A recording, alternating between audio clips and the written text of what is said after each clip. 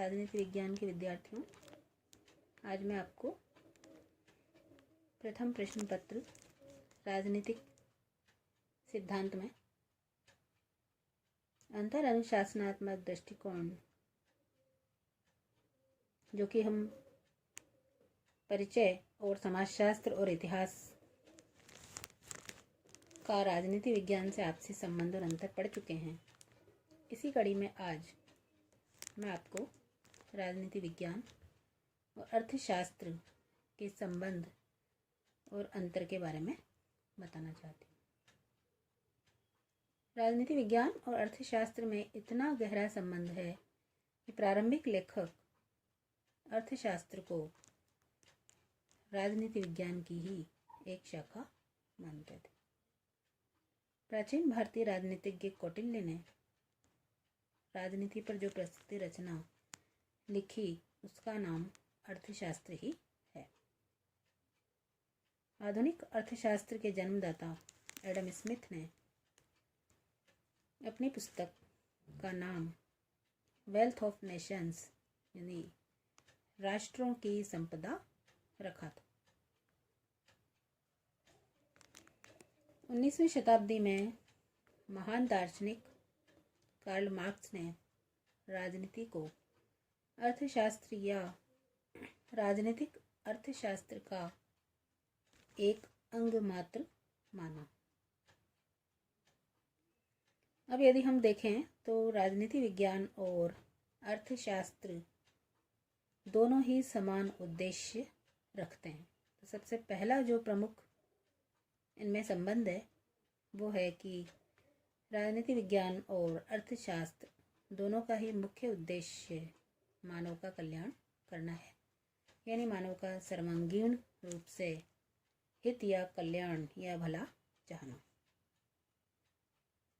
दूसरा जो प्रमुख संबंध है कि अर्थशास्त्र की राजनीति विज्ञान को प्रमुख देन क्या रही।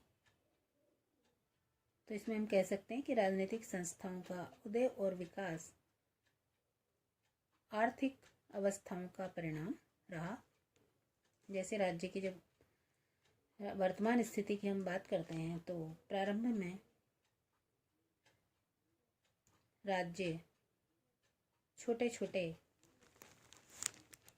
समूहों में या प्रारंभ में जो राज्य का स्वरूप था वो कबीलाई संस्कृति से प्रेरित रहा।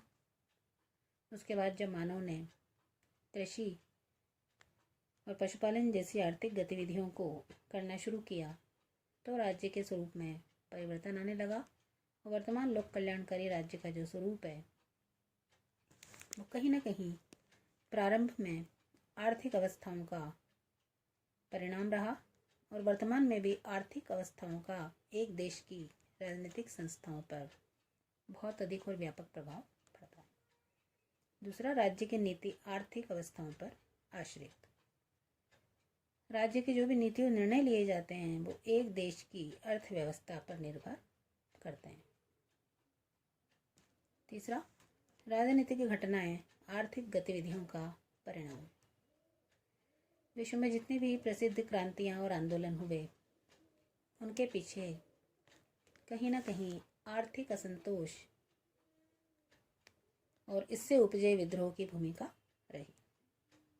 तो हम ये कह सकते हैं कि राजनीति विज्ञान और अर्थशास्त्र आपस में संबंधित हैं और इसी क्रम में राजनीति विज्ञान की भी अर्थशास्त्र को कई महत्वपूर्ण देन बताई जा सकती है, जिसमें पहला है अर्थव्यवस्था प्रशासकीय स्तर पर निर्भर। यदि किसी देश में प्रशासकीय व्यवस्था उत्तम कोटि की है, सफल और सुनियोजित है,